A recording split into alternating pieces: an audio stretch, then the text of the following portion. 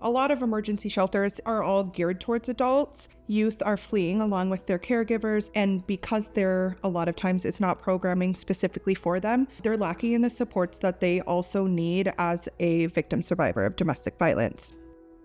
Youth in general don't have a lot of control in aspects of their life. For a situation here in a shelter, that can be just no control at all.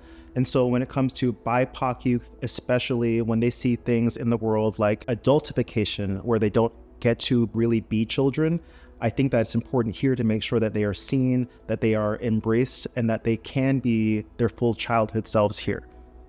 I have come in contact with young people who are scared to go to most shelters, and it's very important to have something like this so that young people can feel safe. They can have people to talk to them that know their struggle, that know what they've been through, and that can walk with them alongside their path and their journey.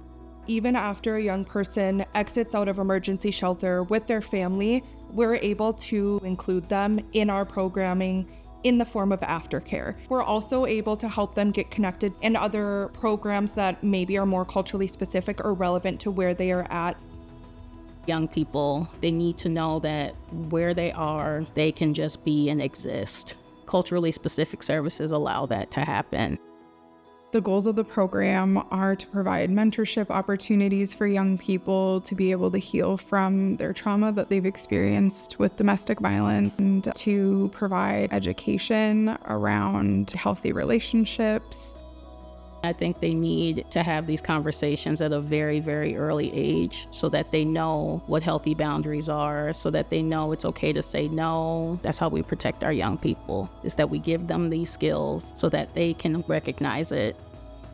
Youth services and programming are crucial to breaking the cycle of domestic violence because, one, it's used as a preventative measure, and two, it provides space and capacity and programming for multi-generational healing. Our future is really worth investing in, and I'm really happy to be part of Women's Advocates as a youth engagement coordinator, and I think it's really important to show up for our youth.